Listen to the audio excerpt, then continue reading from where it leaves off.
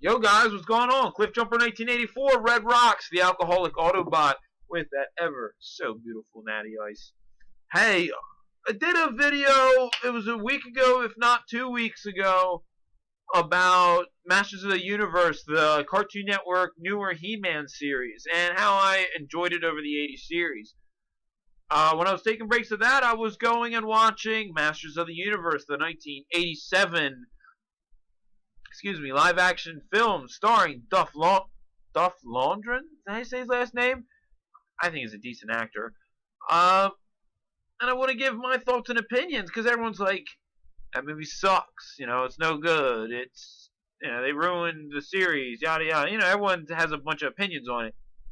And going back and watching it, by the way, it was the first movie I've ever seen in the theaters when I was, 5 or 6 years old when it came out. 5, I would be. Because I was born in 82. It was the first movie I ever seen, and my mommy took me to go see it. Let's see here. The Sorceress, of course, didn't do much, so that wasn't a big deal. Even though she was big in a lot of the cartoons.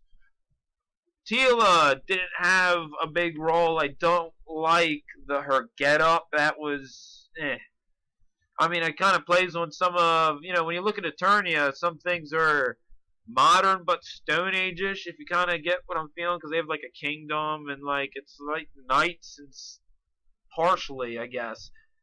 But she's like, it's hard to explain. I hope you get what I'm talking about. Man at Arms, like, he wasn't anything special. He had the helmet, yes, but did they call him Duncan in the series? I think they did.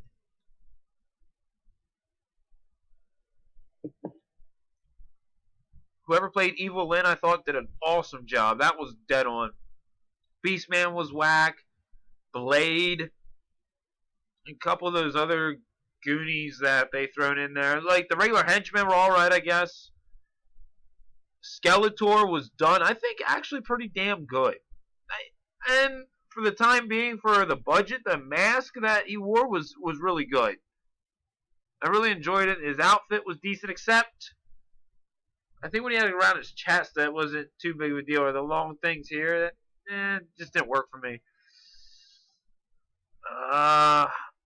Gwildor, whatever that little short thing is, I can understand he's what basically replaced Orko because they didn't have the funding to, you know, do the special effects for Orko to float and everything. And it's nice because it's slightly more believable than some creature floating, some witch or wizard or whatever you want to call him. And it worked very well. The idea of the cosmic key, I thought was decent because, again, with the budget and everything, having it set on Earth instead of Eternia was a lot easier for them to do, and for them to travel in space or whatever to look for the key kind of worked. The dude, I don't know what his name was, I forget who he played, and Courtney Cox, they were all right. They weren't the best actors. The cop, I don't know. I didn't like the aspect of the cop or whatever. That was really fucking dumb, especially with the ending. And I just really want to focus on the character, you know, for He-Man. Duff Lundgren, really. I think he did the part very well. I liked the way he spoke, I guess. Because every movie kind of sounds a little different, his tone. But, you know, that's what an actor does. He did a darn good job. I don't like the fact that he used a sword.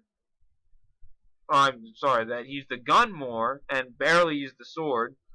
That was kind of dumb. The sword scene of him using the sword was very poor.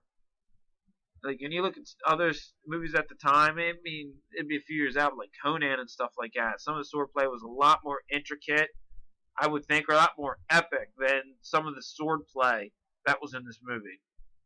It's just me. Adding the cape, I thought, was a very nice touch on him.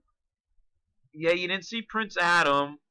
Another thing about Duff Lundgren I don't want to pick on is, you know, he's big in the chest. It's just his arms weren't as huge.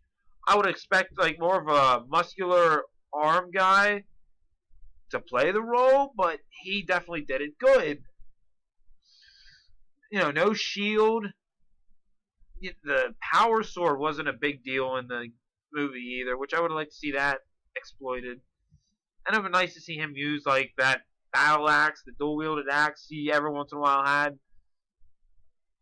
That's just a little nostalgic, though, I guess, for me, for how I remember the toy and he came with the shield, the sword, and the axe. You would think, in a movie, a kid going to see it associated with that toy that everyone had, that he would have all the, excuse me, the accessories. His chest piece with the brown thing, I don't know. I wanted to see the steel color Korodite chest piece, but again, you're not going to follow everything that the 80s cartoon did. Overall, I think of the movie as a whole better than what people are giving knack for. It's not a great movie. It's not a good movie. It's a nostalgic movie that's trying to promote money into a toy line and make it more than what it is. Introduce some new characters. It was like the last gasp, really, for the cartoon series. They didn't have much to work on after that before, the series was done. For as much as it was a failure in the box office, it did some to keep the toy line alive, to maybe get them more money down the line. If I really had to rate it, people want to say it's like a 2, a 3, or 4 out of 10. I actually will give it a 5. It's mediocre. Yes, it's bad, but it's 80s bad. And for me, that's a good thing. I enjoy that.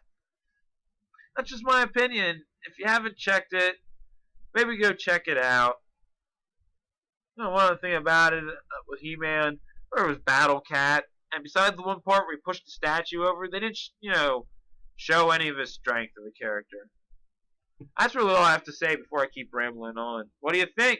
Leave a comment below, give a nice video response, slap a fucking like and a high five on this fucking video, yeah. Bring one on me.